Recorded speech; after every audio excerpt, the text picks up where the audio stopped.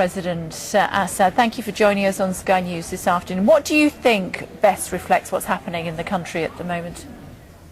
Good afternoon, Kay. I think it's very dangerous after what we have seen yesterday, the incident that happened yesterday.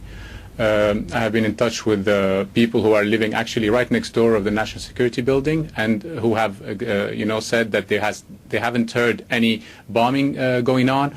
So I'm very suspicious about what happened yesterday. And again, the same. There was rumors a couple of months ago about those same people being poisoned, and so it's very strange to find out, like a couple of months later, that those same people are in the same room and they have been killed. Again, there have been two groups, who have claimed responsibility for that attack. One is the Free Syrian Army, and the other one is an Al-Qaeda group. So it's again very strange, because it's either that Al-Qaeda is working with the Free Syrian Army, or either that none of them has really done that. Or what we could say is that it has given the regime an excuse for using now overwhelming force in Damascus.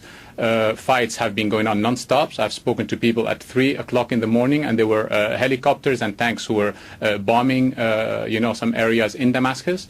And I think we're going to see the death toll rising tremendously after what happened yesterday. We've just seen images on Syrian state television which purport to show footage of President Bashar al-Assad with his new defence minister sworn in today after the previous defence minister killed yesterday. I believe that you have been speaking to people who were in the building at the time. Sorry, I didn't hear very well, Kay, your question. You have spoken to people who were in the building at the time that the three senior members of the government were killed yesterday. Yeah, no, I spoke to someone who lives right next door in the Rauda area. It's really the building right next door to that building. And any explosion or any bombing would have been heard, in all that area. So could you imagine in the building next door, and they haven't heard anything actually. Many opposition groups claiming responsibility for the deaths. Yes, different groups have claimed responsibility for the death, but it's very strange. I mean, it's how could it be different groups? It's either all Al-Qaeda is working with the Free Syrian Army, or really none of them did it, and just they're trying to claim the credit for it. I wonder what you think the Arab League's position will be, and its relationship with Syria, given the deaths yesterday.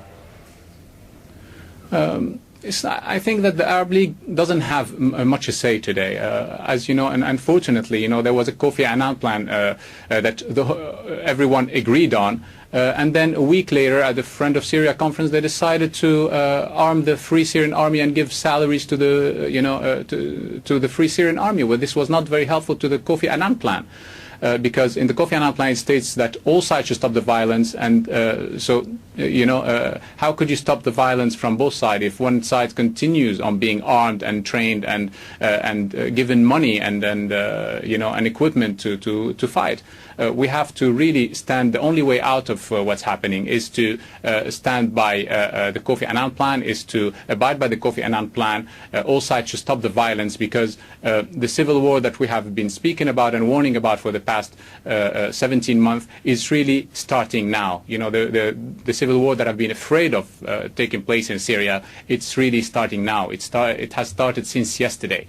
And unfortunately, as I said, there's going to be an overwhelming force. The army is not going to be restricted to any use of force, or they're going to use everything they have to quell those armed groups that are fighting in Damascus. And a final thought, if you would please, sir. We've seen that diplomacy yet again not working within the United Nations Security Council, both China and Russia vetoing any attempt to get through a new resolution by other Western nations. And we're just hearing that according to an opposition chief quoted on one of the wires agencies saying that the Syrian regime is, in quotes, in its final days. What do you think?